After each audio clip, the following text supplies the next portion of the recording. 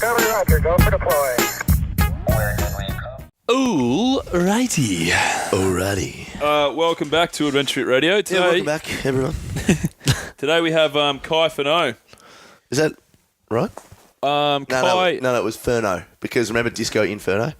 Well, I said Furneaux. But you went Furneaux, yeah. What, rather than Furneaux? The Furneaux, yeah. It's like, hey, Bill Kerr as opposed to Bill Kerr. It's not. That's all right. So Kai Furneaux. Kai's a stunt woman. Yep. And Actually, recently retired stunt woman. recently retired stunt woman, and she's also a survival expert. Yep. And she's a really cool chick. And an author. Published author. She's really fun. This was actually one of the best gags podcasts we've had. We were laughing hard. Yeah, we were. She was laughing with us too. She was laughing. Not at us, with us. With us. Wholeheartedly. And around us. Yes, she was definitely around us. That's good. So you guys are going to love this show. This show is brought to you by Carve. Head to www.carve.ph/ADVF to get 10 hours free on any and all projects you may want. And also by Audible. Head to www.audibletrial.com/ADVF to get your free 30 days and one free audio book. Me and Tommy swear by Audible. Absolutely 100%ly. 100% time. And also, it's brought to you by Adventure Fit Travel. So head to www.adventurefittravel.com, use the code word radio, and you'll get 10% off any and all trips. We also have our Kokoda and Bali trips coming up soon, guys, so get your tickets in there and head to the website to find out anything else about what we've got going on. You reading anything on Audible at the moment? Yeah, I'm going through The Silk Roads, A New History of the World. Wait, hang on. Sorry. Are you listening to anything on Audible at the moment? Yeah, I'm listening to The Silk Roads, A New History of the World. Oh, right. Okay, yeah, cool. No, it's good. It's about how culture and everything kind of didn't start in Europe. It started in Asia. Really? And how it spread. Okay. Basically. So it's like the 10,000 year history of Asia from 10,000 years ago till now. Yep. Sick. It's really good, actually. Yeah. Well, you've sold it. Yeah.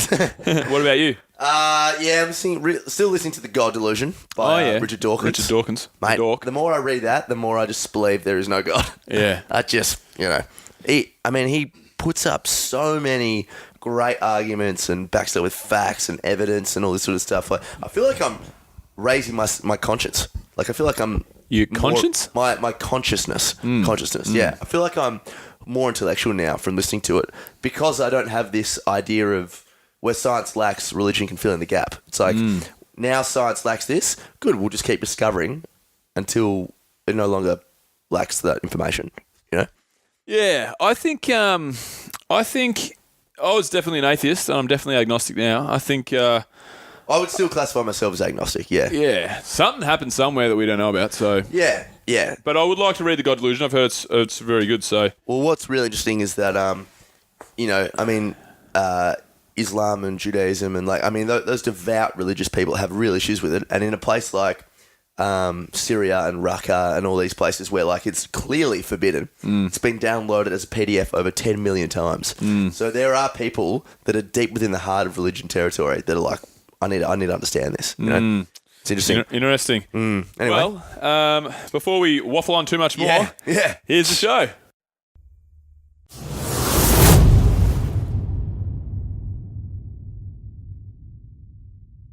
Today, welcome back, Adventure Radio. We're sitting here with Kai. Who did you just look at? I don't know. Hey guys, welcome back. Live studio audience here. Sitting here with Kai Disco Furneaux. That's it. Disco in Furneaux. Kai, hey, welcome to the show. Thank you so much. I'm so excited to be here. I just got my first nickname ever. Yep. Yeah. Yep. Disco Queen. All right, so normally we'd throw to Tommy's tribute, but Tommy's little dog died, and we're not going to do the tribute. Guys, so that's where we'll probably end the show today. I'm glad I drove from Torquay. If you enjoyed the show, guys, please leave us a rating and review, and see you next week. We'll see you next week. He was a good little fella, ripe at age 13, but sadly passed away. And so no tribute. I apologise, listeners, but next week I will be doing a live interview. No, I don't know what I'm saying here. We'll move on. All right, Kai. So thanks for coming on the show. Why don't you tell us a little bit about yourself? Well, I'm a just recently retired stunt performer. Retired by force, I think. I just tore my hamstring completely off my butt bone and had it screwed back on. Butt bone. My butt bone. I've got butt screws. 4 of them. Butt screws? Yeah. I've been screwed in the butt, but I don't have any butt screws. And you thought you didn't have a good nickname for me yet. That's true. We'll think of another one now. Kai Disco Butt Screw Furneaux. That's on the birth certificate. Tis now. So I used to be an outdoor guide. So originally when I first started, college, I was doing business management. Broke my back in a car accident, decided I could never be indoors ever again, and went outdoors. So rock climbing, kayaking, sailing instructor. Got a little bit tired of sleeping in a tent for most of the year, and somebody suggested I should try being a stunt performer. So I headed to Vancouver in Canada. Just like that. Easily convinced. Yeah. Shit. Can I have $100? Yeah. There you go. Yeah. I said retired stunt performer, otherwise I'd totally give you $100. Yeah, that's right. And I just wandered around in Vancouver sort of asking anyone who'd listen to me, like, oh, how do you become a stunt performer? I had no clue. Most people are like, you'll never make it. You'll never be a stunt performer. Oh, yeah. Because, I had no transferable skills. I thought I'd do like an abseiling stunt, but turns out in 15 years I've only ever abseiled over a building once. So that's just not a popular stunt. And and finally in a pub, some guy is like, here, if you're really serious about it, here's the name of a guy who can teach you fighting. So I just trained for like every day for a couple of years, and wow.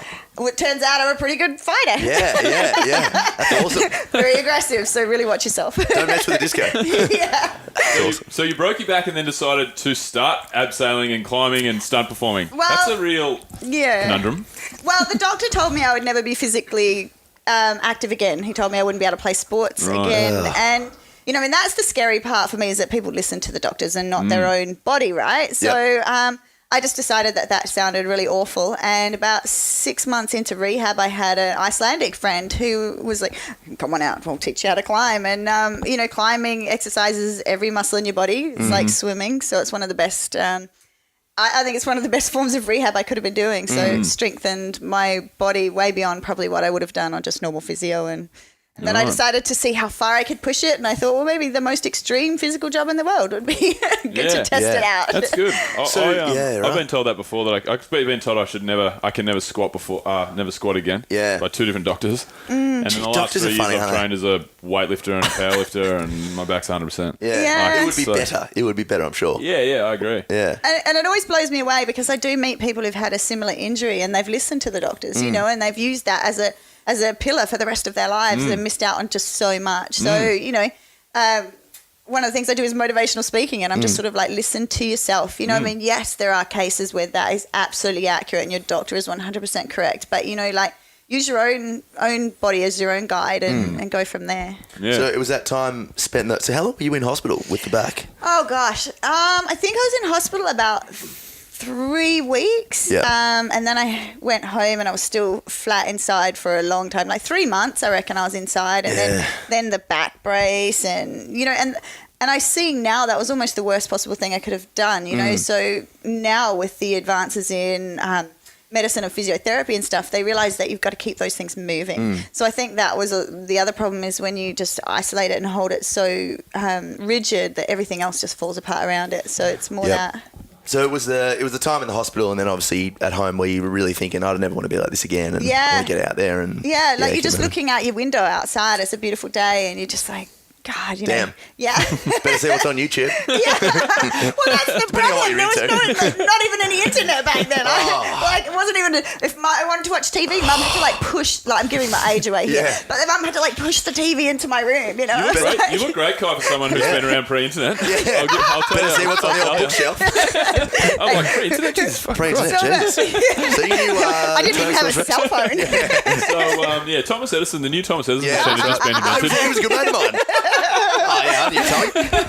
People were turning on these things, lights, I think they were. We also called Tommy for disco, but it was 2 different reasons. All right, cool. So Awesome. So you made your way to Vancouver and started asking people on the street how to become a stunt performer, and then you met a dude in a bar who turned you into a fighter. Yes. What type of fighting are we talking about? So I started with a kickboxing base, but the guy that trained me was like a black belt in kickboxing and taekwondo and like he samurai sword and Jesus. Wow. yeah. So I like so Yakuza. yeah. Yeah. It was amazing. We learned everything. You know, like the long staff and sticks, knives, any type of Yeah. sword. Shit. So you're a real like don't fuck with me sort of person. You probably beat me and Tommy up easy. Oh, absolutely. I can't fight my way out of a wet paper bag. With a sword even. Yeah, that's true. Everyone can beat me up. I suck. But I can teach you how to clean a jerk. The thing is that everybody always says to me, like, you could probably beat me up. I'm like, I'm really good at missing, you know, because that's what you have to do with stunts. You have to be so precise, but you just miss. So we never connect. And I'm always worried, like, I get in a bar fight and I'll just be like, hang on, what was the choreography again? Yeah, like, that's right. were you going to go left or me? Stand by punch just beside his face. Yeah, that's right. Yeah. Oh, wow. So give us some movies. Like, give us some cool experiences. Where have you been? Like, what do we know you in? Thor. I don't know if you've seen Thor. Really? You were Thor? You were Thor. Yeah, I was. I'm questioning my sexuality now. Kai, disco, bum screw, Thor, Inferno. Should have seen me wield that hammer. I had way bigger muscles back then.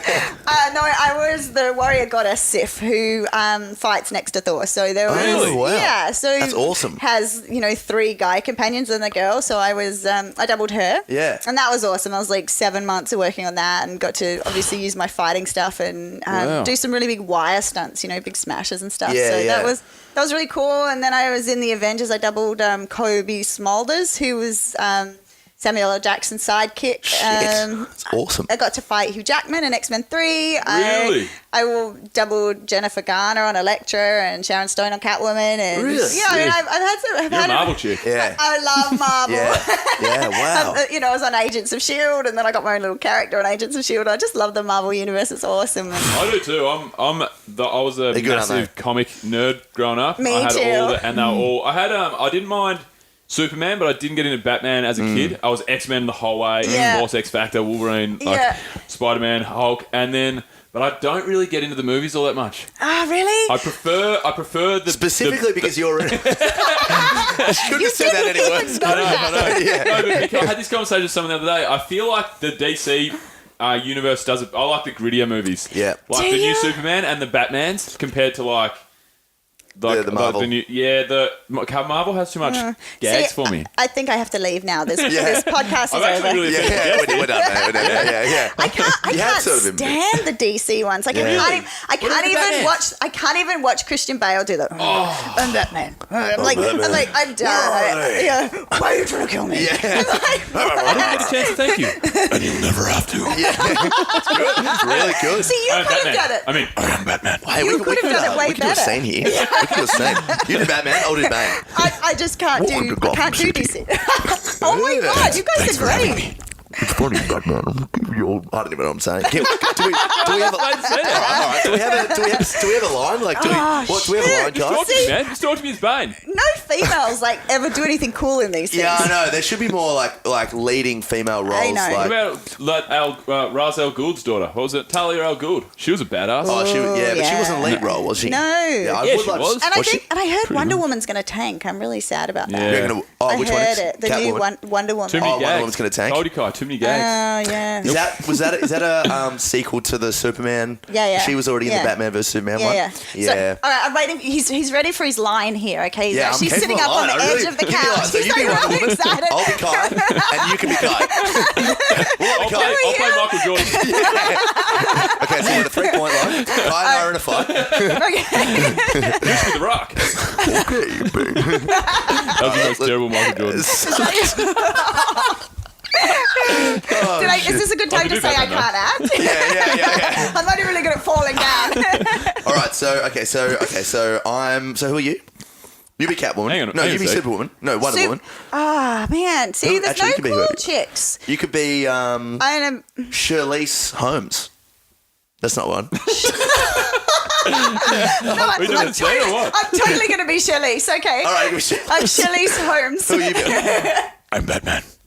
And I am Bane. I am Ben, walking in and doing an Adventure Fit Radio podcast with Kai, who is also known as Charlize. Bane, thanks for coming on the show. That is not a problem. So Bane, why don't you tell us a little bit about yourself? Well, I don't have any hair, and I'm extreme. This is so bad. The worst thing.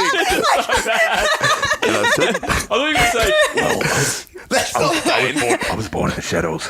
I was born in the shadows, but I do like CrossFit.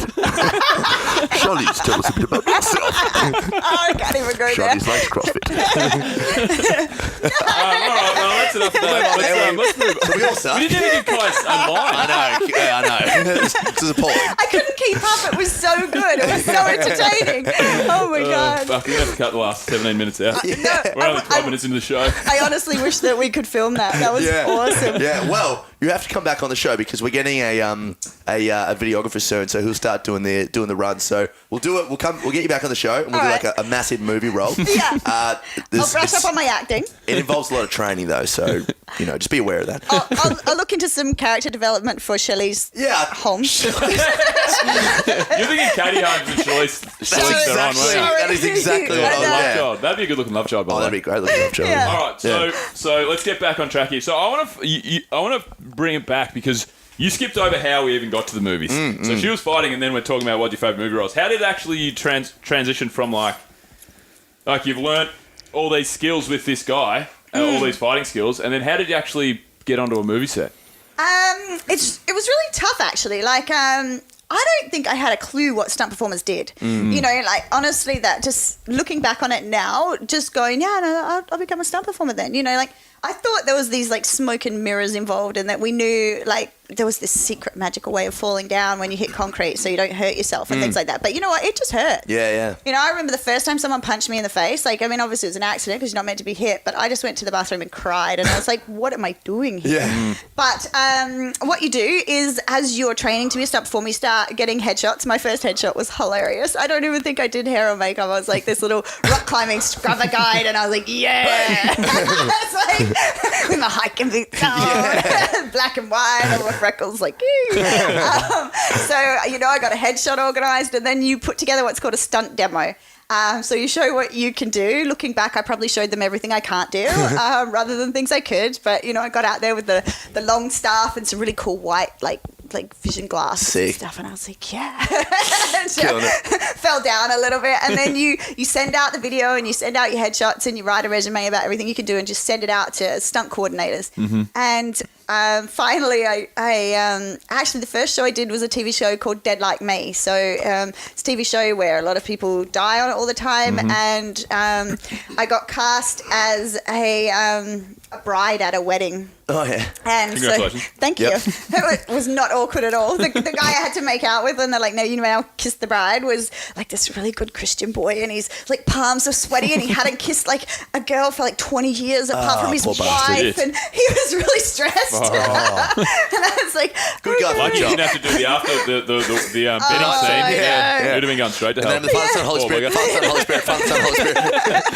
To go. It was so weird. And the director's like, it'll just be just a quick kiss. It'll be 1 and 2 and 3 and 4. I'm like, that is not a quick kiss. I love a quick kiss like that. That's just making out then. Yeah. And then as we walk back down the aisle, someone falls off this balcony and falls on our head and kills us. This is the story. But you got to remember, I was this rock climbing guide, barely saw mirrors for most of the first 6 years of my career and stuff. And suddenly I'm in this beautiful white wedding dress, satin, gorgeous, full length thing.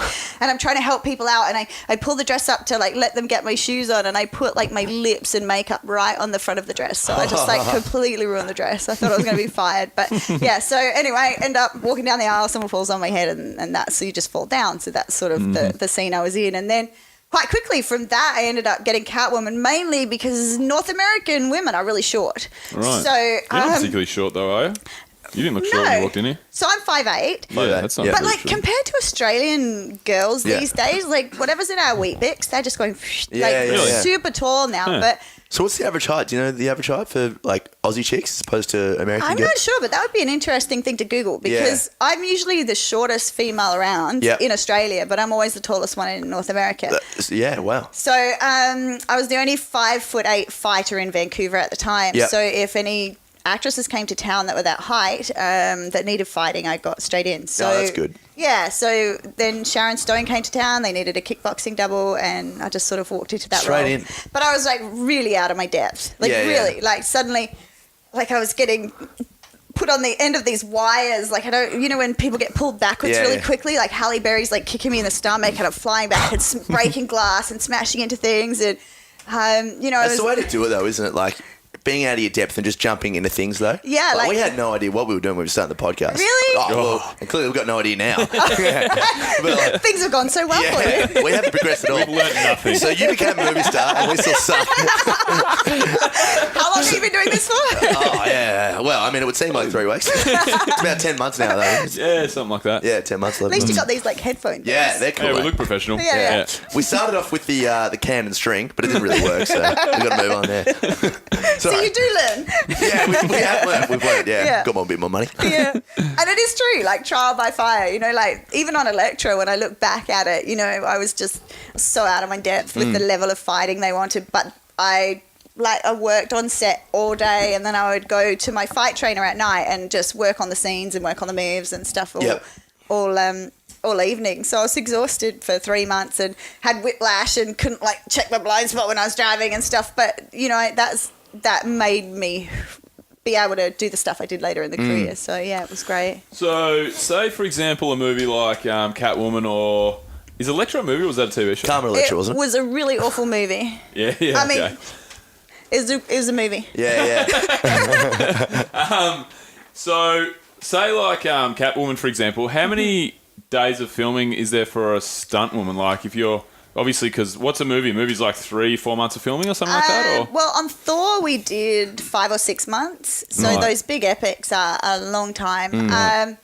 But something like Catwoman, I think, was about 3 or 4 months. Like Halle Berry broke her wrist in the middle of it, so Wow. had to wait 6 weeks for that to heal. So there was a bit of an interruption, but I think I worked 3 weeks on it. Yep. Sharon Stone had a regular double that came with her, but they didn't want her to get hurt and be unable to work with Sharon. So they just threw me into the bits that were really sort of... The double-double. I was the double-double. Yeah. Nice. And I was the double-double on Electra too. Yeah. So when there's a lot of action in a movie like that, then you're on full time. But then you get those romantic comedies where, you know, someone just trips and falls, and so you'd get a day here or there Right. on something like that. Yep. so was it hard to get enough work in the industry as a stunt person? You know, like, was there always the roles lining up, or because you seem to have gotten like lots of the really big, cool roles, like you were talking, like the Marvel universe, everyone. That's like a dream, a huge. stunt performer's dream, I would imagine. Yeah. Did you have to fill in? Like, was that a good living just filling in these movies, or or would you have to fill in with like more bits and pieces from elsewhere, or like how did your life kind of look at the time? Yeah, when I first started, I did background work, so just the extras that you see sort of wandering by, like, Yep. "Ooh, look at that," and eating, drinking coffee. So I did the extra work. But, you know, I've been really, really fortunate. I mean, I've worked very, very hard, but I've also got really fortunate with the roles that I've had, and I didn't need to do anything else, like about a year into doing Really? stunt work, yeah. That's great. So That it's is pretty awesome. well paid then. Yes, but when you look at what we do, I'd say no. You know, like when Yeah. people say to me, well, do you get, you know, you must get good money. I'm like, okay, if somebody said to you, right, fall down that flight of stairs, you could break your neck. And Yeah. then they're like, how much is that Okay. worth to you? Yeah, you know, true. and I promise you would never come up with any money $20. near enough to that. Yeah. I'll do it again. I'll rip your hamstring completely off the bone. Now, how much is that worth to you? You know, we got a cheap one here, folks. Yeah. I'll do anything for money. Yeah. Where's that terrible. $100 again? Hang on. Yeah, I'll be asking for that. Oh, that's awesome. Yeah, that's cool. So is your body like? Have you got some serious like banged up bits and pieces? Puff in Obviously, the you're back talking about and your the- hamstring and Yeah, I've had, again, a really fortunate career, but then you look back and I'm like, well, I broke my shoulder. And then recently I just had a run of it with the show I was doing because it was such an extreme show. So I broke my hand and my ribs, and then that's the one I tore my hamstring off in the end. So, but, apart from those, I've actually had a really good career, and I do attribute that to like yoga. People are sort of saying to me, well, what do you do to train for stunts? And I'm like, yoga, because if you're flexible, you're going to bend instead of break when you hit stuff. Absolutely. So, stretching's just a huge part of it for me, and then just moving like every day. Yep. The other thing that people don't think about either is, we're the body doubles for some of these stars, and when they stopped eating and they got super freaking skinny, that made the job really difficult because then you're not just looking at training the skill set, you then have to be training to be the right size to double these actresses. Because some of our auditions are as simple as, they line us up facing the wall so our butts are just looking at them, and they're like, choose you from your butt shape, Really? Oh, yeah. It's good. Or, How much will that job pay? Tommy's going to become a director now. Yeah. I'm never looking into it. yeah, I'm a casting guy. I cast people. I like dealing with different personalities. Yeah. Turn around. So we'll go with bum screws for this one. You write that down. Write that down. Unfortunately, I think with that big scar I've got on there, I'm like, ooh, not that one. Well, with Photoshop these days. Right, that's true. Yeah, so you then have to get this other level of fitness going, and you have to be skinny enough, but then you need the muscle in be between. strong and yeah, because if you don't have the muscle holding everything together, then you're all going to get strains and breaks and stuff. So it became just this really big juggling act between, okay, well, I also need to be able to move well for the job, but I need to stay together for the job. So, a lot of people think stunts is back to the cowboys that were sort of like snorting the cocaine and leaping off trains and stuff. legends. Yeah. I did that and I wasn't getting paid. People, you missed your calling. And so people just think stunt performers are like, okay, I'm just going to jump off anything I'm going to do. They're like, we're crazy.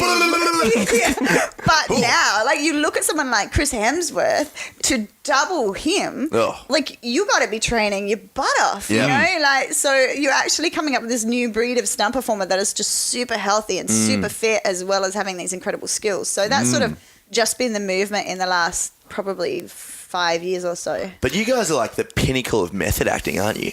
Yes. Like having to get your body look exactly like so and so. Imagine if that was so. So have you ever had a role where I don't know, person A has been like 5, 6, 7 kilos skinnier than you or something, and you've really had to limit your calorie intake or something to get that? There's been a few, but I've been really fortunate. The actress that I do the most doubling for, Jaimie Alexander, she's actually quite curvy. Yep. And so we've sort of ended up just training together, but I've actually managed to stay on the other side of it, which is nice, because then I'm not too worried about it. But there's definitely times when it comes up, like that freaking Electra outfit, like that red thing. Yeah, was I like just the sound of it. Google it. It was just like this red boob thing, and then these low slung red tight pants, and it was like, that was it. So I was pulling immature faces. And you could not even have like a carrot for lunch, else you'd be like, oh, that's that carrot. It was like that's true. ridiculous. You said just before when there was the period where, or I feel like you said there was a period where everybody was kind of waif thin actresses. Were you alluding to the fact that might have changed a little bit, or are we still in that phase where everybody wants the catwalk size models to be the stars of the film? They're making the right sounds, but I know of a ton of cases where actresses are taken aside and like, you need to stop eating. I've had directors. So weird. It's weird, isn't it? Yeah, it's weird. Dudes, like, guys don't like real skinny girls. No, I was just gonna. I was literally like, gonna say that. Yeah, not like. Yeah, I mean, it's a strange fad, isn't it? Very It's really bizarre. weird. I think it's what girls I would agree think with that. looks good. I would agree with that. Because I do, like, there's this massive phase on like Instagram and stuff where if you look at some of the most liked accounts and they're girls with big curvy booties, and you're just like, okay, well, why isn't that translating into the actressy world? And I don't know whether it's just that they're close to models. Like, I've been on set before, and I I was actually just playing myself, and I was about a size 5 at the time, and different sizes in America, but that's probably about an 8 or something, 8 or 10 in Australia. So is that like a smaller than normal one, or? Like it's probably, I'd say it's average to small. Okay. Like it's not. Okay. And then, and I was on set, and they were trying to find wardrobe for me, and the costumer's just standing there, and she's like, "We don't have any size 6s." She's like, Really? "Who is a size 6 these days?" Like, and the only sizes they had are 2 and 4, and that's actually really super skinny. Yeah. And so she's standing there saying this in front of me. Yeah, that's rough. And then, and you're just like, that's incredible. Yeah. Because that's actually definitely bordering on anorexic. Yeah, it's not a, healthy. It's not healthy at all. For a girl my height to be that skinny. But that's the norm there. So you just sort of, I think if I was if I was any more insecure, I would have developed an eating disorder for sure. yeah. Well, like sucks, the whole catwalk model thing. Like, why did that take off? Yeah, it's weird. Because it's like the not, whole it's heroin not a- chic thing of the it's not- 90s. It's not an attractive look, and Nah. it's super unhealthy. When you're, Like- I feel like when you're the healthiest, you like just beam off this confidence, and like confidence is the healthiest of any gender. You know, Right, You and- you see it. Yeah, and you look at these actresses before they get made up, and their hair's all falling out, and it's all dry, and their skin's all sallow, and Ugh. they're just not even getting the nutrients to get by. yeah, They're exactly. all tired, so they're like rolling, and they're like, yeah, and then it's like cut, and they're like, oh my god, I need another coffee or cigarette, and it just like it is really, really unhealthy. Yeah. And and when I have directors coming up to me going, can you get your actress to stop eating pasta? You're like, hang on, like that is not my job for Yeah. starters. And I'm like, and she looks beautiful, you know? exactly. So Yeah. So what about the actual acting side of it? Have you ever have you done some acting roles, or have you ever wanted to do that? Or? I always joke around because Jaimie Alexander, who I worked with the most, I'm always like, she's my acting double, like, because I get like I'm cool with playing myself. Like I do a lot of hosting and stuff for TV shows and reality Oh, stuff. that's cool. Yeah. So and I'm totally fine when it's just me. Yeah. But you give me a line and I'm like, what's my motivation? Yeah. What do you want me to be? I just had to say sir one time, and I'm like, is it a question? Yeah. Is it a statement? Like, what are we doing here? Oh, I do the same. I don't freak out massively. I've never had a line, but I did like a bit of extra work when I was just like going through uni. Did you? Yeah. Yeah, I need some money. Yeah. I'm all over Netflix, by the way. All over Netflix. Really? Like, there's a show, Miss Fisher Murders, just like on the ABC. I've I'm heard of huge it. in. I'm Really? huge in. Oh, You're like the Are you dude drinking coffee. lies here, or I'm telling genuine You've never told genuines. me this. Haven't I? Genuine lies. I'm telling you, genuine genuines. Yeah, genuine non-lies. No, I'm Really? huge in it. Yeah, in one of the shows, I was one of the main chicks. I was her love interest. So I were? was love Now I interest. know you're yeah. lying. No, genuine. I was genuine. So like, yeah. So look, I mean, she didn't like me for my looks. She liked me for my banter.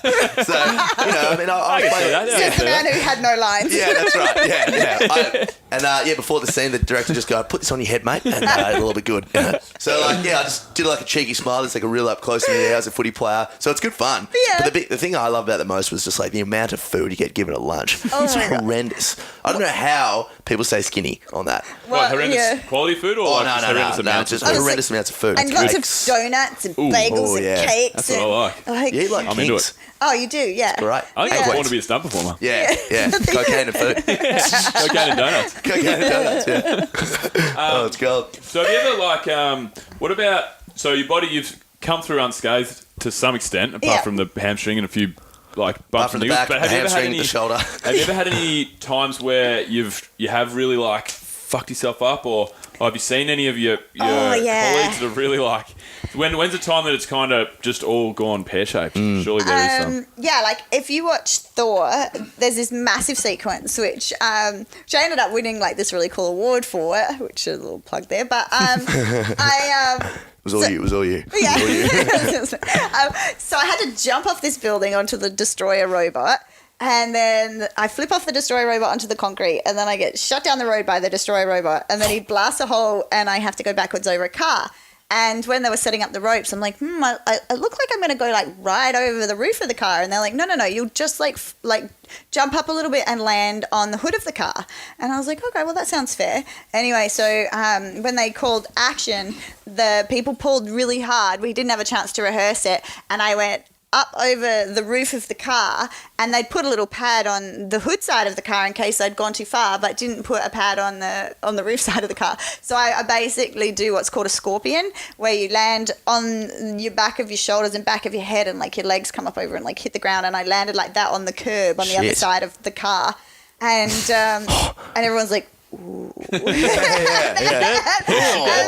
And we were losing the light, and the director's like, I don't think we quite got that one. We need another take. And I like stood up, and I was like just a bit woozy, and I was like, oh my God, hang on a minute. And they were like, no, we gotta go, we're losing the light. And I was like, I really need a second here.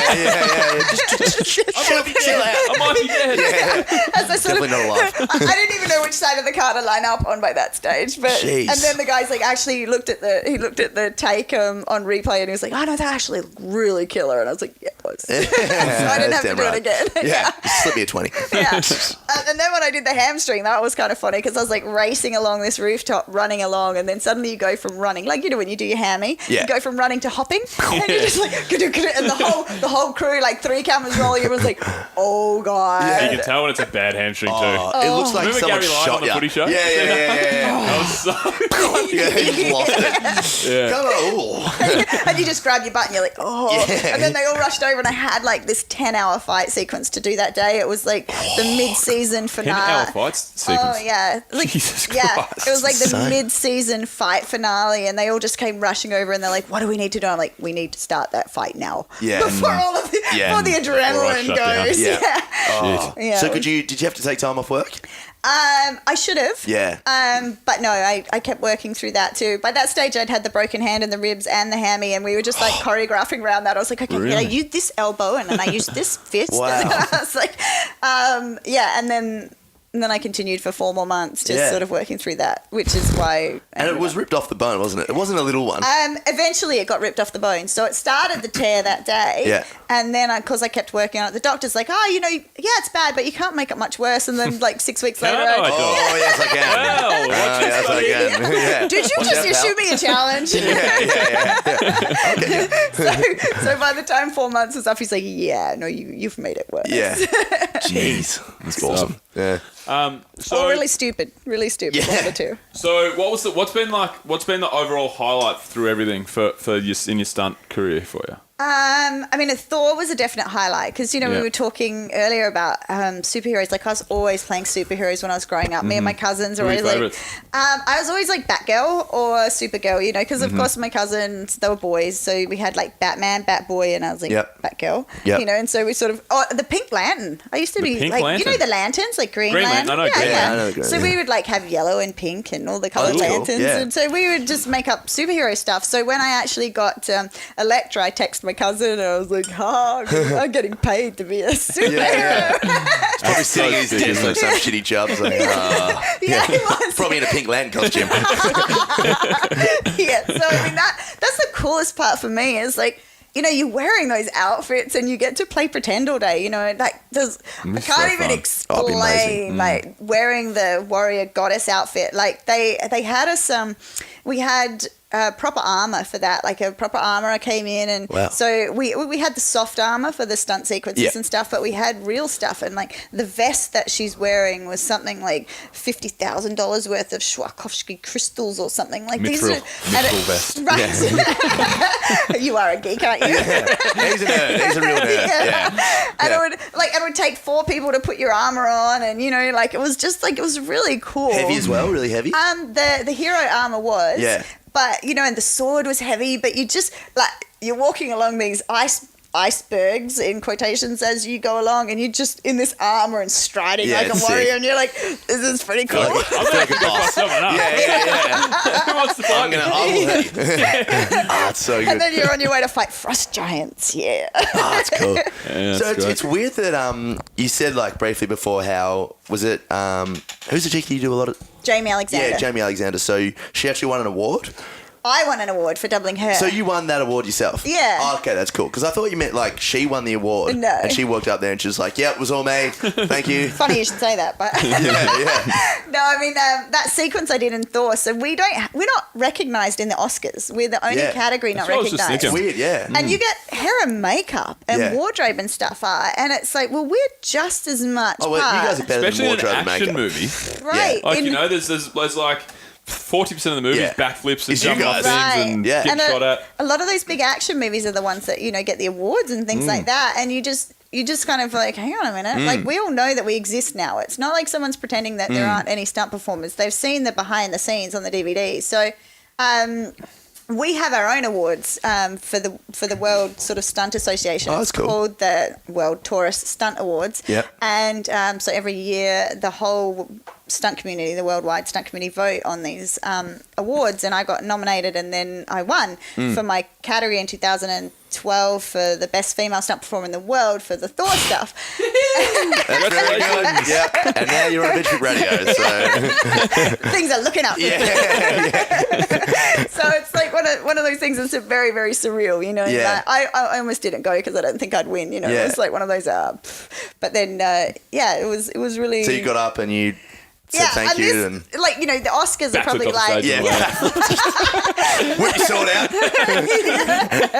nah, when you're amongst stunt performers, you're just like, you're best to wear a pretty dress, and Oh, then that's true. because that's different. Oh yeah, very true. So and the award is like 4 foot tall and so heavy too. Like you can hardly hold it. I'm like, yeah, this is an Yeah. award. Well, that's the average height for the American woman. You just look it up there. I looked that up in the end. The average That's height bullshit, for surely. American woman is No, they are. They're really short. 5 foot. 5 foot. They are. 5'5", it says. 5'5". Okay, 5'5". But That's still still believable. short. That's still short. My mum's Five. 5'4" and she's fucking tiny. Yeah, mine went 5'6". Yeah. She's still fucking tiny as well. That's America. I don't know about Australia. Well, just look it up. Ah, Jesus. It's a hard world we live in. Yeah, How's my typing? I reckon it would be 5 foot. If you're 9, I reckon. You're 5'9". 5'9". 100 and what? 61. Oh no, that's That's short. That's smaller than 5'6". Yeah, Yeah, that's like 5 foot nothing. that's not So it's true. 5 foot negative a million. 3.9 kilograms and 4 foot 1. 3.9 kilograms. Come on. This is my mum. She's a mouse. No, that's just saying we got fatter by 3.9 kilograms. No, I didn't even really take the time to read it, to be honest. Oh god. I was like, man, I got to lose some weight to get down to the average for women here. Yeah. Yeah, sorry about God. That's classic. that. So, yeah, cool. So tell us about, you're a survivalist? Yes. So, that yeah, work? that was. So I sort of started thinking eventually I was going to want to get out of stunts because, you know, it's really rough on the body. Yeah, and, sure. and eventually, you know, like a lot of women over 40, they all have their necks vertebrae fused and stuff because we got such little necks that, you know, we don't have the muscle that men have. So as soon as you get thrown to the ground, you get whiplash or concussion. And, Yep. you know, I got a really bad concussion on Purge Anarchy or something, the second one. You were on Purge Anarchy. I was. No way. You can actually see me because, you I know. am officially in love with you. Oh. That's awesome. I love that movie. That's insane. So there's this part when you first see him with the Tommy gun. Yep. And there's a couple walking down the street and they're going out to purge. It's like one of the first sort of couples you see. That's me. No way. Yeah, and so as the truck drives really slowly past, you get like, I look up at him and you see my face and then I get shot like by, oh God, we had so many squibs. Like the back of my clothes were just solid. They reckon it was almost the most squibs they've put in anyone ever, and it was just like The most with the squibs. What's Yeah. a squib? So Isn't a squib in Harry Potter someone who knows magic Oh. and does not do it? That's what I thought you meant. I was like, that's just a bit weird. But yeah, I'm an idiot. Yeah. You had a lot of people. I love this. Yeah. What is a squib, sorry? So a squib is when you see someone fake get round. gunshot. So it's a little explosive thing that they put in your, like it's an explosion, and they put it under your clothes, and they put a little blood pack with it. So Yes. the explosion's under the blood pack, and they have someone who presses a button and they time the explosion of that and it bursts through your clothes with the blood. So I had probably 80 of them on my back. So the whole back is Start just with like, a Tommy gun or something. yeah, it Really? was. Yeah. Oh, that's cool. I vaguely remember that scene, and I vaguely remember that, I don't know, just someone getting absolutely killed. 2 of us. So, Killed really badly, though. yeah, and we had to go backwards down onto the concrete, and the camera was really close behind us, and so the director's like, okay, so you can't look back and spot your landing. I don't want to see you putting your hands down. I don't want you to break this fall or anything, because we're really up close, and that's generally what's called eating shit in the stunt world. Yeah. So you know that it's going to hurt, and I couldn't put any pads on because all the squibs were there. So the first take, and I was doing it with this like stunt guy who was quite a veteran. And the first take, and we look at it, and he's looked back and put his hand down. I'm like, dude, Yeah, killing me. like, really? So then we had to like do it all again. And on the second take, like I was a bit too relaxed, I guess. So when I went back, I like cracked my head on the concrete, and Shit. and 3 days after that, I couldn't find easy words, as I was trying to string a sentence together, and, look at all these footballers and that, they get concussions, and you just, like, it's not worth it. So I started sort of looking at what I would like to do as an alternative career, and basically I thought it'd be great to host a show.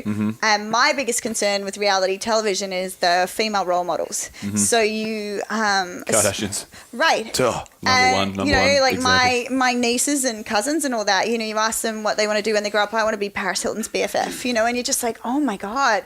And I looked around, and there really wasn't a strong female role model who wasn't bitchy or manly or, like, Just in her own element sort of thing. yeah, so we're okay with a female being strong, but they have to be a bitch as well. And I was just like, this is awful. So it sort of became my goal to get a show on television with a strong feminine role model that's on great. there. So I've sort of been working towards those goals, and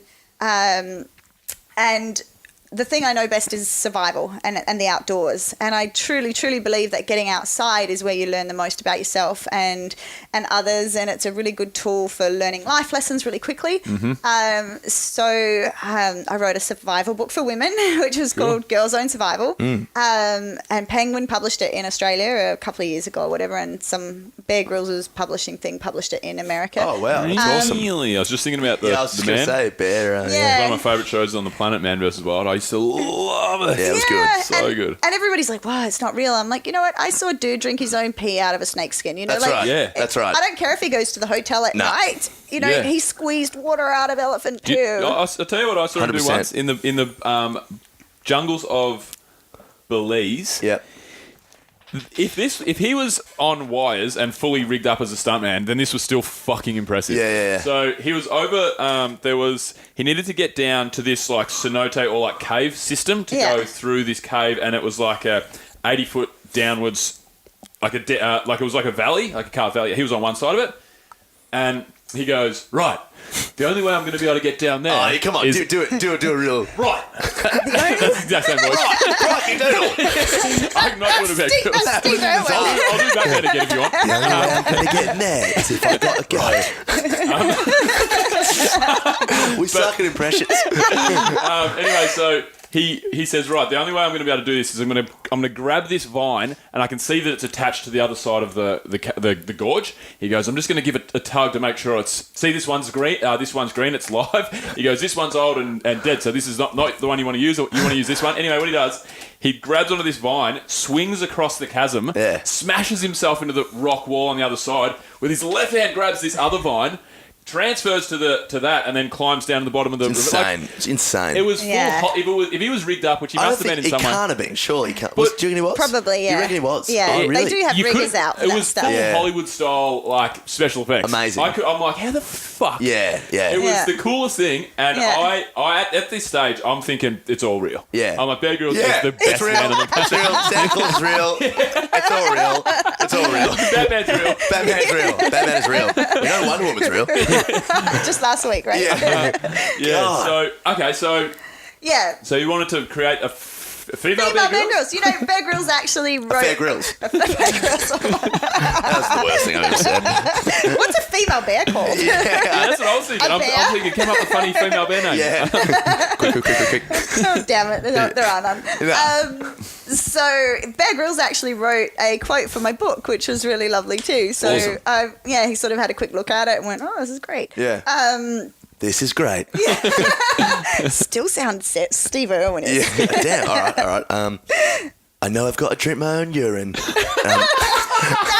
closer. It did not sound like Tommy the shit, but it did not sound like Bear Grylls. It sounded like sometimes like a real you just gotta Manchester do it. Darrow from like Really? Snatch. Yeah. Pommy, have you seen Dash? You guys are actually pretty good. I'm keeping my mouth shut over here. Yeah. There's a reason I never acted. So I think, the female Bear Grylls would be a great thing for the world. It'd be a great thing for women. I managed to sell a show to ABC Family last year, which had me as a host taking people in the outdoors. Cool. But then they all went to a different network. I mean, they changed for some reason over in Is there a bit of America. politics behind that? Or? Yeah, and so that it never eventuated. But I'm also in the process of developing a whole bunch of new shows. Yep.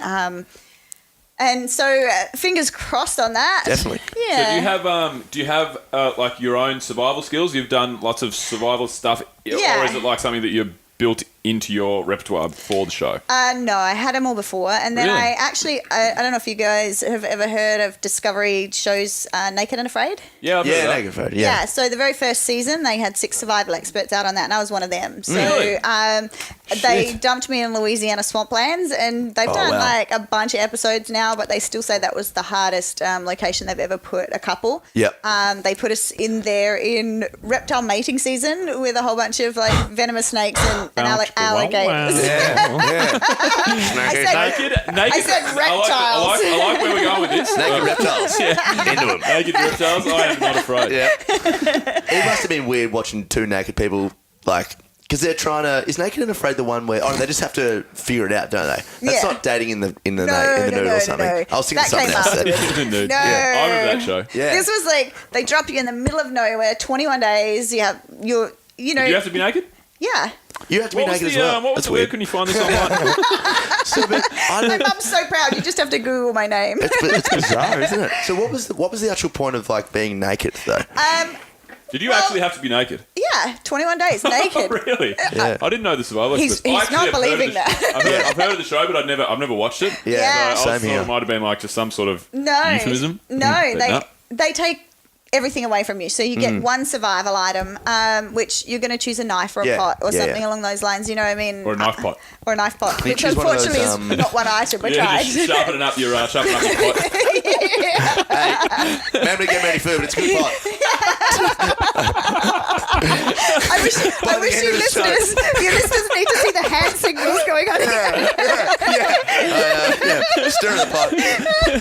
Jeez, mate, that's a nice pot. Yeah, same off. A Yeah, nice that's not a pot. pot. This is a pot. It's a Brings it out nice whole. pot. Yeah, just such a nice pot. Oh, it's gold.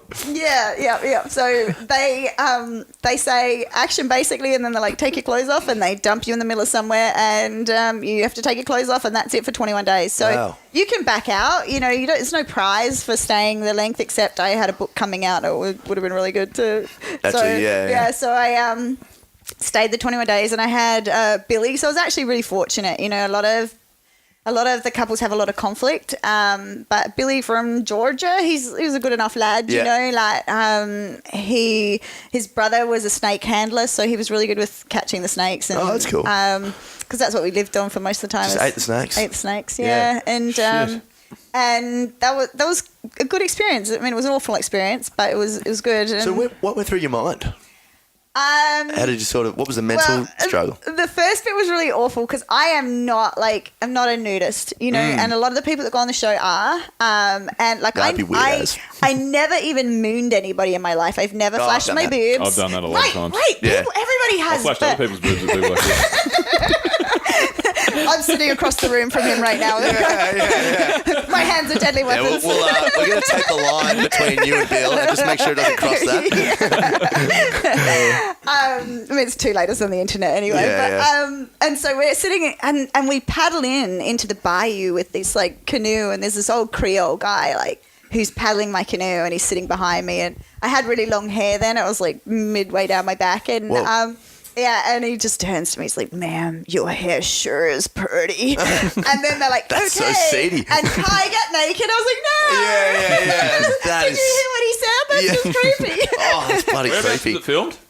So it's filmed in different locations. They just dump a whole lot of there. And that was the other problem I had too. Like all these promotional videos had come out of the other locations that the 5 other, because I was the finale of season 1. Okay. So they had showed all these people in these different locations and they were like these white sandy beaches and they were eating fish and they had like shells and things and they're like fires going and like beautiful You're eating clear snakes in the water. swamp. Yeah, the And short they straw. dumped me in the Louisiana swamplands. And it was like the coldest Some May on city dude. record. It was just so awful. They really had it. Oh, Louisiana. You said that. Yeah, it was in Yeah. Louisiana. That's a beautiful That's right. place, though. Been to like New Orleans and like I probably haven't seen the like I just like the whole bayou. I think it would be amazing, but not. I obviously would want my clothes. And see, the interesting thing for me was Bear Grylls had been there, and he'd been all around the world, and he said that is the worst place I've ever Really? been, and he said Really? that it's hell on earth. The best thing you can do if you get stranded in there is get out. And I'm like, no, I'm just going to sit here naked Yeah, for 21 I'll chill out. days. Yeah, it's like, Wow. yeah, It's funny though. Like I mean, if you were just doing that by yourself, or you had someone else and you were just Yeah. truly surviving,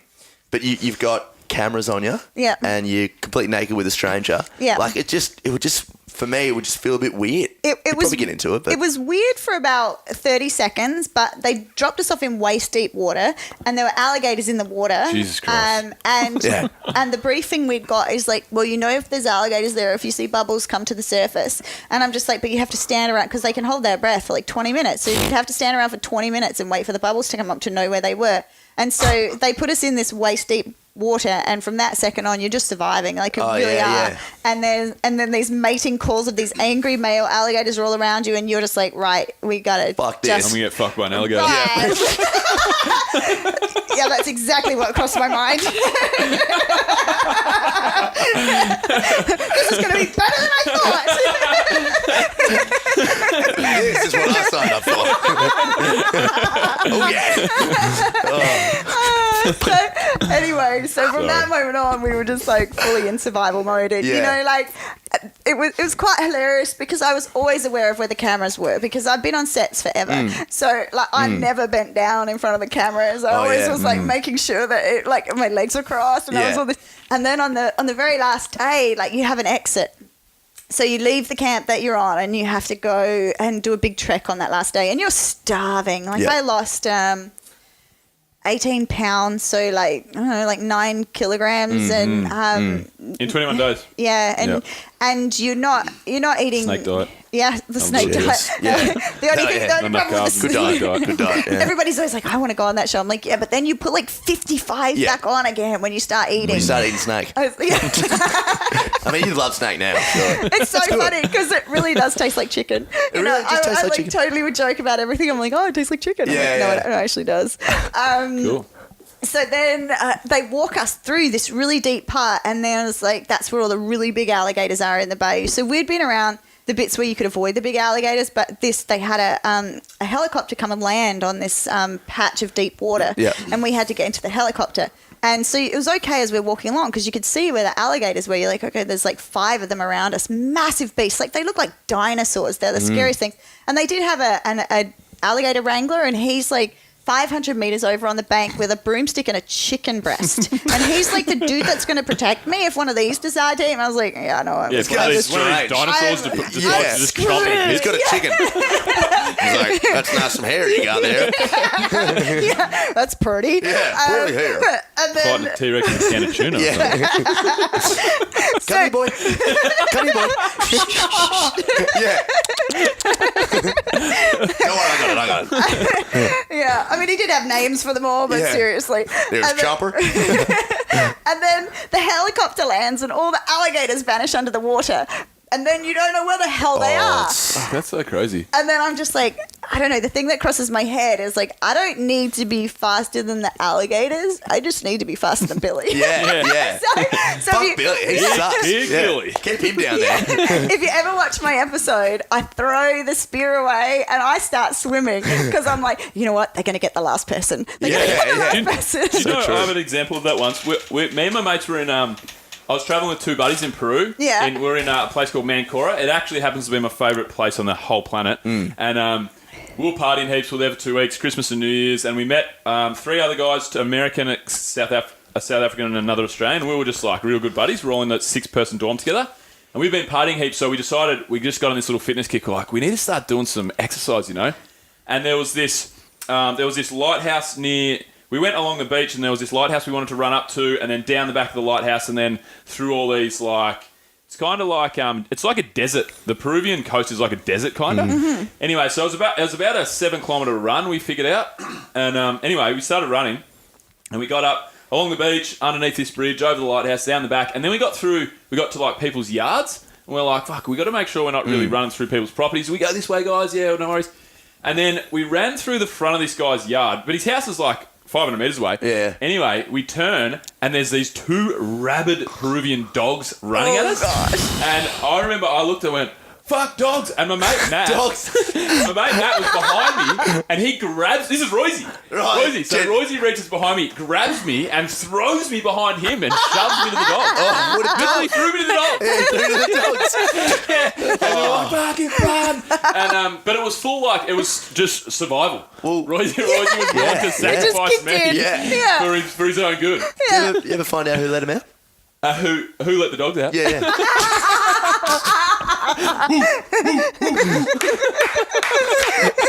Oh, God. That was awesome. Yeah, anyway, I don't know what that point of that story was, but Yeah, throwing people. I always say, like, if I'm in a would it be date. cool if it was a wolf? That'd be great. Right, Yeah, literally it'd be thrown like to the wolves. thrown to the wolves. Yeah, get thrown to the wolves. Yeah, That was pretty good, though. that's cool. Yeah. It's no wolf though. So, right, okay, Did you become so mates with that dude? With Billy? Yeah. Yeah, we talk every now and then. Okay, cool. Yeah, I mean, like, everybody, he was like a tall, muscly dude, and everyone's like, ooh. And I was like, no, you Not a don't thing. brush your teeth for 21 days. yeah, and nah. you're like, you haven't showered, or like, we didn't have any beautiful ocean thing where we were like swimming in the crystal clear water. Like, we were in just mud for 21 days. I'm You guys like, are just nah. gross. Yeah, and they Yeah. always say, like, if you're really cold, you should cuddle for warmth. And we had a fire. Yeah. Like, why are you going to cuddle for warmth when you got a fire? Yeah. So it was, nothing. I'd be convinced though. Like, we can cuddle. Yeah. May as well. I mean, we're. Fire's gone out. Yeah. yeah, Tommy cut off a wolf sometimes. Yeah. It's really weird. We don't need to flirt. Did it last about a week ago. Yeah, we did. Yeah, it was a good day. It was a good 40 seconds. So where did you get the skills to be a survival expert though on this show? I just sort of went out and did it because I love the outdoors. I love challenging myself. So I actually, prior to that, which is the reason they found me for Naked and Afraid, was I'd hiked across the Sierra Nevadas there. Like I did 100 miles with just a pocket knife. Wow, So that's just so headed cool. out and just like I wanted to test my skills. There's there's plants that are consistent most places in the world, so you can figure that out. And there was streams with fish and stuff. So I just wanted to really see if I had what it took. So it was a lot of learning by doing. And then, insane. there's specific skill sets like making a fire by rubbing sticks together and things. And it's just something that, I'm like, you guys are the superhero and you're like the Harry Potter geek. And I'm Yeah. like, I'm like the one that's sitting there going, if you rub 2 sticks together, look what happens. Yeah. So it's kind of hard at dinner parties where everyone's trying to have sophisticated conversations. Yeah. You're talking about like, I spun this thing and I made a bikini out of it. Like, it's Yeah. really cool. Well, what does that have to do with the Nimbus 2000? Right, exactly. I know what you. So Sierra Nevada, where did you start and where did you finish on the? Started at geographically? 3 Rivers, so it's like on the west side of it, and then just sort of did a straight cross over Which states are we talking here? Sorry, or state? California. Is the Sierra Nevada is all in California, and then it goes down to Mexico and becomes Sierra Madre, I think, doesn't it? I'm not sure. I just wanted to Yeah, throw that in there. Yeah. When you say don't, you know, don't you? Yeah. You know exactly what it is. I actually didn't know in Australia. I didn't know where Sierra Nevada was. Can I we didn't know whether it was ask that again? Ask that again. We'll help you out. Yeah.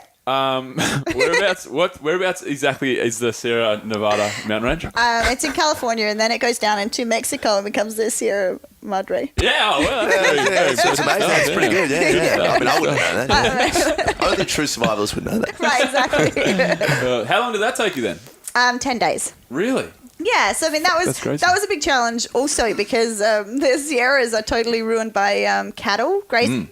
So I was like, it's going to be great. I'm going to feast on raspberries and stuff. And then I got there, I ate nothing for 10 days. So Channel 7, Australia actually did a story on it. And so they saw us off at the start and then they saw us at the end of it. And it was like Mike, somebody or other, who was the reporter. He's like, hey. And he's like, you just need to eat something. he wouldn't talk to me. He's like, here, have some food.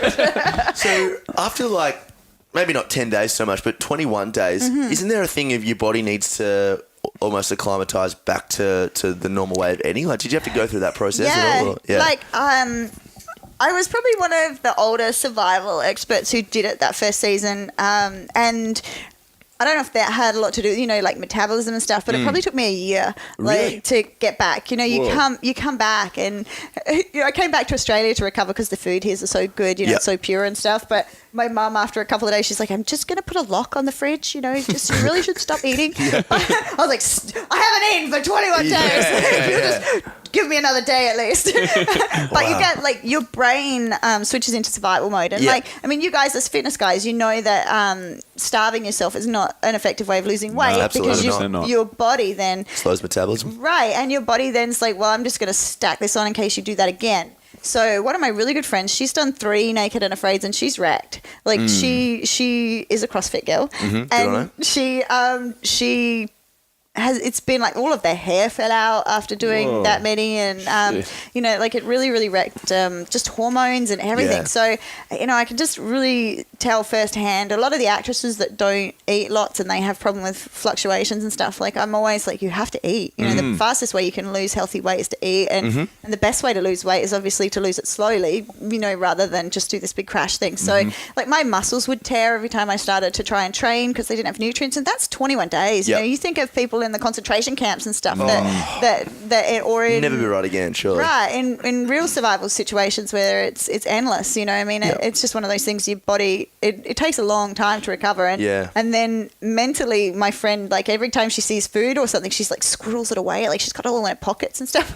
She's got weird little things now. You will have another meal, mate. Yeah, you'll be all right. Just psychologically, I'm sure it really affects as well. But I was pretty fortunate because I'm fairly grounded, so I sort of just compartmentalized all the bits of it. But it did take about a year before I'd say my body was back to normal from it. And so what kept you going? Like you said before that you could stop at any time, and what sort of kept you going through that? Well, as I said, I had a book coming out, and the book was about an attitude of survival, Okay. so... Couldn't live it down.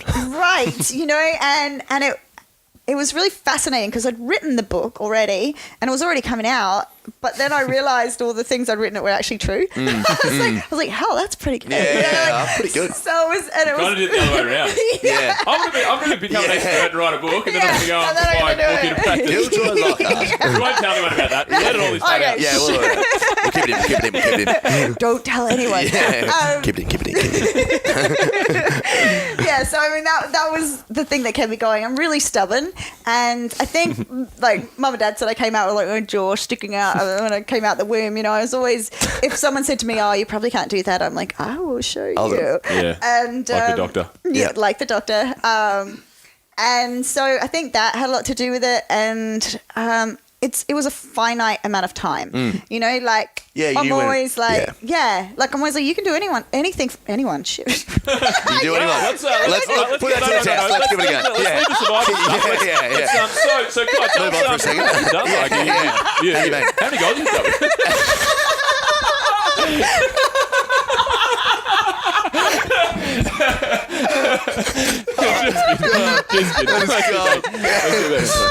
So apparently you can do anyone for 21 days. I'm telling you, I've done it. It's insane.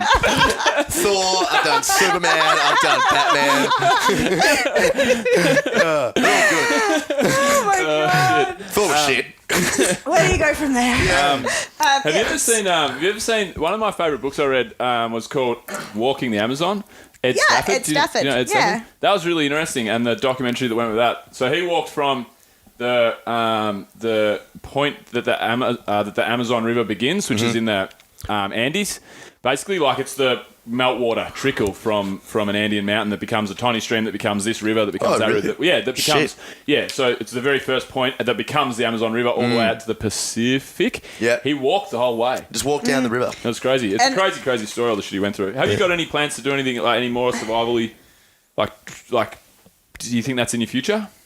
I mean, I'm always going to be doing projects like that. And, that was the thing with Naked and Afraid too. Like Marooned, which was Ed Stafford's show, he spent 40 days out there naked. And so that had already come out when I was doing my 21 days. So I'm like, oh, shit, if he can do it, I can do it. But, I'm not sure. I mean, I'm always doing some challenges. They did a 40-day Naked and Afraid. They asked me to do that. And I was like, when you've done something, you just don't really need to do it again. So, so I'm not sure. I'm, always out there filming survival stuff and learning. I've just been up in the Kimberley with a cowboy who does army-style survival. So we've been exploring the Kimberleys and just sort of getting out there and doing that stuff. So no set plans. I'm actually finding out on Wednesday if I have to have another operation on the leg. So things are sort of just on hold until that. Like a graft, you mean? Or no, they have to go into the hip socket maybe and scrape something out there. So I'm just sort of waiting to hear about that. Then I'll figure it out. Yep. Right. So no big plans. I'm just sort of sitting back writing my second book, which is the sort of expose on the stunt industry. Now I'm not in it anymore. Yeah. Right. You're going to give like all the tell-all? Yeah. Well, I've never really one to sort of gossip about it, but there'll be stories, just no names. Yeah. Oh, you can put like... Oh, okay. Yeah. Rhyming slang and sort of... Yeah, exactly. Yeah. She may or may not have been on Catwoman. Yeah. Steve Woolworth was a real dick. What was it? Charlize Holmes. Yeah. She was great. Yeah, awesome. Cool. So, all right. So, do you have any kind of... we kind of just touched on this right now, but do you have any kind of like dream that you have for yourself in your next part of your life, or you just like... You kind of have it kind of answered, I suppose. So you just kind of playing it by ear, or... Maybe like one... Oop, lost my voice there. Just a little too excited. I'm 14 right now, going through puberty. My voice broke. Yeah. Do you know what? Yeah, we've done a lot of weird shit on the show, but that was probably the most embarrassing. Let's go. More embarrassing than me talking about how many times I did for you didn't have an answer, so it's all you good. Can do it. No, but you like one like big overall dream. Well, my dream would be to get paid to explore the world, sort of, 4 years ago when I sort of looked at starting to host and things like that. But, I'm pretty much, I sound so cheesy, living the dream though, I've just explored Australia for like 5 weeks in a 4-wheel drive and just adventuring. I brought my motorbike over from the US, so I'm just sort of getting my motorbike packed for doing some trips and, this is the dream. Is, just finding one adventure to the next. And apparently there's this really cool company out there that does these adventure travels where I don't know much about it. Where you keep fit when you travel. I mean, that sounds like a pretty cool idea as well. Isn't there? I don't know much about it. I believe you, I guess. I'll look it up. It's probably called adventure shit or something. I don't know. Stay tuned. Adventure Fit Radio, by the way. Adventure Fit Radio. Everyone jump on. Should we go to 6 from 6? I think we should. All right. So, Kai, to finish off... Oh, shoot. Is this one of those, quick 6 questions? Quick. Yeah, we don't have to be quick. They started off... We started off saying rapid fire, but we'd never held anyone to rapid fire, that's for sure. But, so 3 questions from me, 3 questions from Tommy. So, my first question is... what is your favourite destination on the planet? Somewhere that you've been, can be a small town, can be a continent, can be a big city. Africa. I love Africa. I love when you step off the plane and you step onto that dirt that's like 1 million years old, and the smells and the sights and the sounds. And I love that the animals are all the animals that you learn in the alphabet. Like there's lions and all that. Tigers and bears. Oh, is wow. Is the dirt on other continents younger than the African dirt? Or? It is actually. Really? Yes. Fuck, how's me trying to poke the Yeah. No, it is. You're actually right. Australia and Africa have some of the oldest earth on the world. Really? So, yeah. Do we used to be connected by a continent called Gondwanaland? Or is Gondwanaland the actual continent that was both Africa and Australia? Yeah, Gondwanaland was everything. Well, Gondwanaland was a bloke that I used to know actually as well. But whereabouts in particular in Africa, anywhere that comes to mind? Or? I loved Zimbabwe, but it was before all those before they all rose up and killed all the farmers. I was there, and everyone was like beautiful and friendly and lovely. And, you know, I went on a canoe trip down the Zambezi there, like 4 days. And I honestly thought it was going to be like going down the Murray River because I'd done a bunch of canoeing down the Murray River. But suddenly we're in the briefing and the guy's like, yeah, so there's like one crocodile for every 4 square meters of the Zambezi. And if the hippos come up under your boat and tip it down, you have to like swim quietly along the bottom of the river. And there was like hippos and so the trip after ours, the guide got eaten, not that guide, but a guide got eaten by hippo too on that exact same trip. So there was hippos and buffaloes, and like at night there was just 2 of us, me and my friend and a guide, and we just camped underneath the tarp, and there were lions and elephants, and like it was the most coolest thing I've ever done. Amazing. It's the best, yeah. I've actually done that same thing. Not for 4 days, but I did the Zambezi. And Mana Pools? Is that at Victoria Falls? No, it's just down from that. No, we didn't end up there. We just did an afternoon one. Yeah. But me and my mate Corey, we were drinking a couple of beers, and the sun started to set as we were going down the Zambezi River, and there was this epic sunset. And then I looked, like we're just sitting, just talking to all the people that we're meeting and stuff. I looked out of the corner of my eye, and there was an elephant about 150 meters in front of us that started slowly crossing the Zambezi River as the sun was going down. And I said to Corey, I'm like, fucking look at that. Yeah. It was that we took photos of it. Yeah. It was the most incredible, that was just awesome. Yeah. So and the coolest thing about that is the snorkel that they do with their trunk too, as they're going under. I think that's really cute. Yeah. So that's so what is do you know the function of a trunk specifically? Like I've always been a little bit. They breathe out. They breathe out of doing that, but they also like. Oh no, that's just they can grab food. It's like a hand thing, isn't it? Yeah, it's like a hand nose. It's like a hand. It's a hand nose. Yeah. It's a hand nose. I've got a hand nose. I was going to say, it's because they've got the trunk. They can't get to their mouth, but then that sort of defeats the purpose. Yeah, that's right. It? They're just kind of lazy, aren't they? I think it Kneel could. down. No, I think it is also because all the fruit and stuff in the trees there is like way above the ground because it developed like over time, so they actually have to be able to reach up and grab the fruit. Yeah, the whole like evolution thing. Have you ever seen like there's a movie or something that came out where this amarula fruit, right? Did you drink amarula while you were there? Don't know, maybe. So there's this berry called the marula berry, and it ferments and falls off the tree, and the elephants take it and they get really drunk. So then you can see these drunk elephants. That's hilarious. sick. I would love to get drunk with the elephants. Yeah, I'd love to get drunk with it. You know, shit. Why the long nose? All right, so my next question, Kai, is similar vein, except it's dream destination. So anywhere, somewhere you haven't been that's on the top of your bucket list, can be anywhere. Again, in Africa, I'd love to go to Namibia. There's the skeleton coast there where they've got like these incredible sand dunes and they have all the skeletons of all the shipwrecks there. And I think that would be really, really cool. Or the Okavango Delta. I'd love to do like a paddle down there when it's all in flood. And then, of course, like I haven't done the migration. So, Serengeti. There's the Serengeti migration. And I'd love to do those hiking trips, where they have the luxury camps at either end, so you do like 10 days and you just carry a day pack and hike along, and then you get to your place at night and they're like, would you like some wine? Maybe some pate? Yes, I'm very tired. Yes. My legs are terribly sore. And a pedicure while you're at. Yeah, that's cool. So Africa's your place, eh?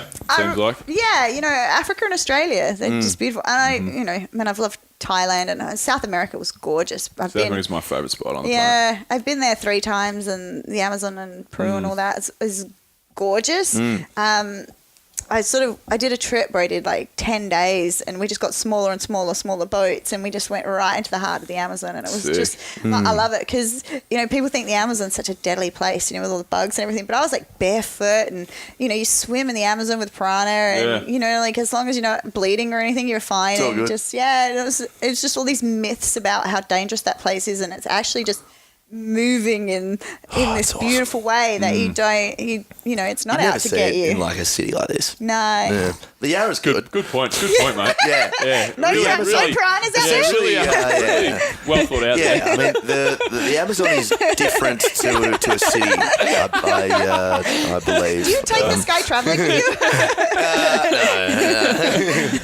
He just does that CrossFit stuff, right? I can tell. Oh, thank you. I actually have been working there for a while. All right, and my final question is, do you have any books that you like to recommend to anyone, be they graphic novels, autobiography, self-help book, anything in Give us a particular? few more, mate. Magazines. See, I'm the worst with this book thing, because people quite often ask me, like, who's your who was your mentor? Like, who do you look up to? What do you know? And I feel like I should have something like really philosophical. I mean, MacGyver's the thing that comes out when I'm like, who do you look up to? MacGyver.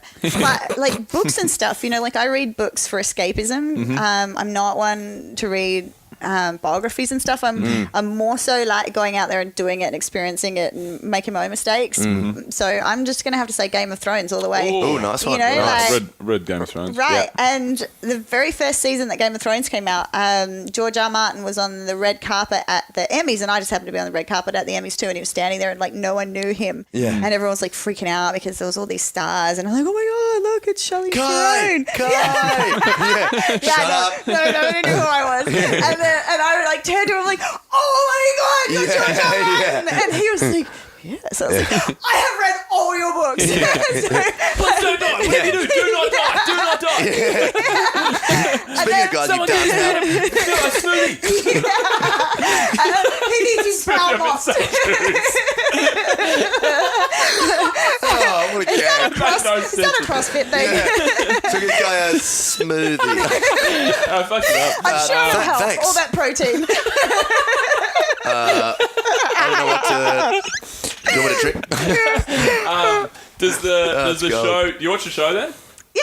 Yeah. So have you read all the books? Yes. So I've read them all too. Do you get frustrated by the show? You love the show or... I love the show. You know, same. because here's the thing. I've read a lot of books that have then been made into shows, and they've been really disappointing. And, you know, there's always going to be some element. I mean, the books are so huge and so rich. And, like, I hate to say it, my only disappointment, well, my two disappointments is the casting of Jaimie Lannister and of Cersei. Because I think, like, they were meant to be the most beautiful and charismatic, like people in the land, Yeah. and I didn't ever connect with the guy that played Jaimie. And I don't mind Jaimie. I reckon he's all right. Is Cersei supposed to be kind of like a bit of a witch like that? She's meant to she's be supposed beautiful, to be the most beautiful chick Really? you've ever and seen. gorgeous, and like just men would die to do things for her, and she's very manipulative with her beauty, Yeah, but yeah, she's yeah. meant to be very sensual with it, and I just never ever got that out of her. But like all the other castings were brilliant, and it was hardcore, you know. I mean, I think they did it really, really well. Yeah, no, I think they've done it well. The way that I look at it, I used to get really frustrated by it, by the diversions from the book to the TV show. Yeah. And then one day I just said to it kind of clicked in my head. I said, all right, I'm just going to take this as the book is the fact, and then the show is my mate down the pub telling me pretty much the rough story of what's happening. Yeah. A little bit of mayo, Yeah. a little bit of forgetting some stuff, Yeah, that's right. kicking some cake. Hooked up with 20 girls. Bit of exaggeration. Yeah. That's pretty much how I look at it. And I actually find, having read the book, it makes it a richer TV show too. You know, like, so I'll watch with mates and they're like, who's that guy again? I'm like, oh my God, okay, so this guy. You know, Remember that guy in the 40s? yeah. Who came in for like 1 second? Like, he's like this huge character now. Yeah. So I That is loved it. cool. That's good. They're great books. I really think they're awesome. Anyway, what's your... you can go. Kai, what do you like to do in your spare time?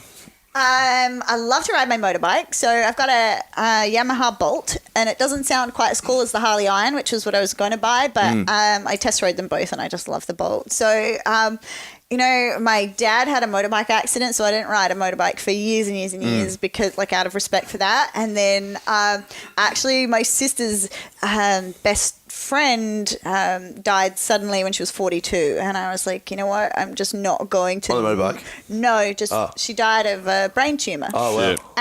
But it just like it was like a month from, oh my God, I got a headache, to, yes, to I see I'm what you mean. dead. Yes. And I'm like, you know what, yes, I could die on a motorbike, but my God, like, I was in Melbourne. anyway. I was in Melbourne when that guy crashed into the people. Yeah. I was walking along and I got lost, and I was meant to go up Little Bourke Street. I went up Lonsdale when it happened, Yeah. you know, and you just go, well, that can happen any moment. Yeah, And that's right. riding my bike just gives me such joy. Like, every time I'm on it and I'm riding, I just feel like my whole body's like, yeah. I'm killing it. Yeah, so I love that, and I love exploring. Like, I love going to places that I've never been and seeing new things. So I'm always like trying to be active and be out there and either like climbing or hiking or exploring or just pushing myself and my body to the limits and getting out there. Awesome. Did you have a role model growing up as a kid, or maybe someone you have now? Or? MacGyver. Yeah, MacGyver. Indiana Jones and MacGyver. Oh, yeah, that makes sense. You Yeah, know, Indiana like I Jones. used to go to those movies with my dad, and I'd just be like, oh man, I want to explore places where nobody goes. Yeah, you know? drink from the chalice and become a model. Yeah, and then like do it up with duct tape, you know, and a bit of chewing gum. It's all mine now. You know, I've never seen the Indiana Jones films. Never seen What? it. Right. Yeah. If I wasn't busy after this, I'd like be sitting down on this couch and be watching them. Isn't that weird? I weird. watched. I think I watched the first one last year. I was Okay, like, so I gotta you- get this. I gotta watch them. What was the Temple of Doom's the best one, isn't it? Well, the Temple of Doom is like the most graphic. I always love the first one, the Raiders of the Lost Ark. Oh, Raiders of the Lost Ark, yeah. What's the one, though? What's the one? I swear it's Temple of Doom, where, like, he has to... Eat the heart. And that guy pulls the heart out of his chest. Is that and the he one eats where the he- monkey brains? Oh, no, I'm not. Okay, it's not keep going. coming to. I'll let But you know the talk. one, you know the one where he, like, goes through, like, the cave and he has to, like, go through all these, like... Oh, no, that's the one with Sean Connery in it. Yes. Okay, that's the last one. I can't remember what that one's called. I but love yeah. that one the most. Yeah, I love that is really With the cool. rock that just, like, And, bowls and after him. River Phoenix. No, that's the first. I don't know You're what it is. mixing up. You know the one with the We're all wand and there's going to Dumbledore and he's got... I don't know. Yeah, I don't know. No, the rock is like the first one. Oh, shit. It's But the first scene. Yeah, it's probably the first thing, yeah, isn't it? but then there Indiana is some Rock. really cool stuff. Right, listeners, Indiana I am Jones going and to the Temple of the educate Rock. these people. Can you smell? Alrighty, and finally, if you can invite 3 people to dinner, dead or alive, who would they be and why?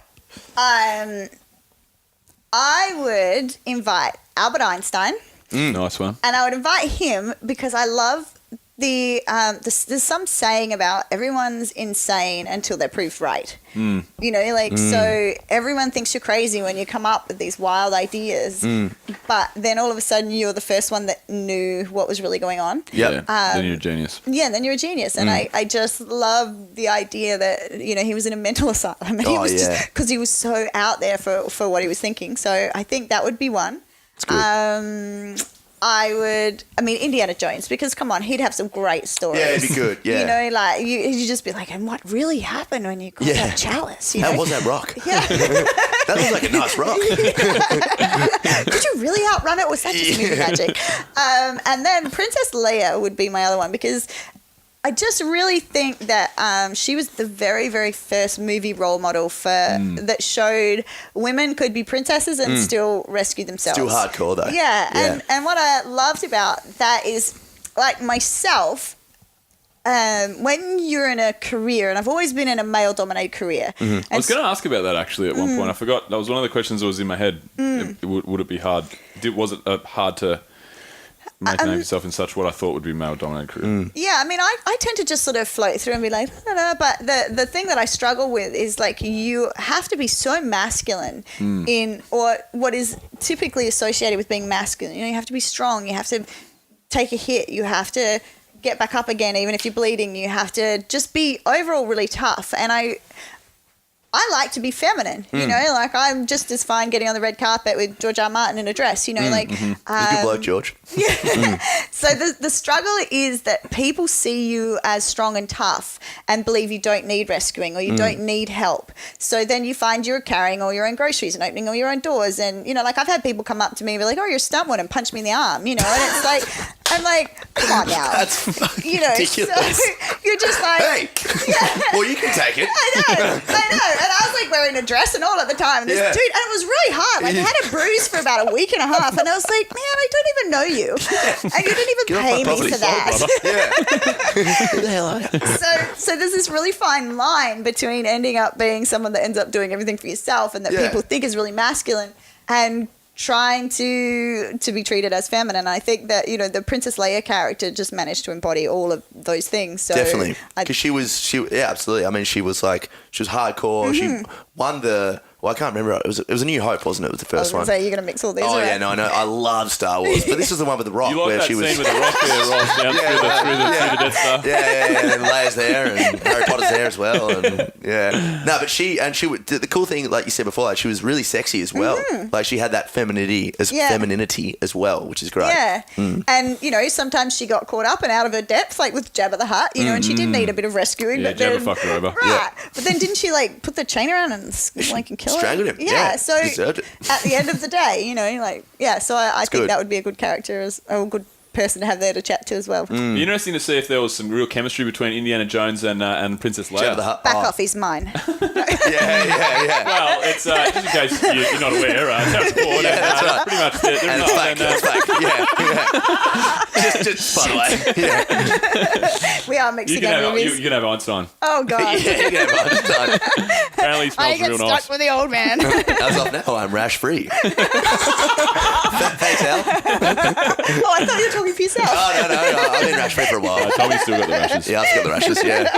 Yeah. No, so. All right. Cool. Well, Well, where can people find you, Kai? Social medias. I'm exact on, address. on the Surf Coast, Talkie.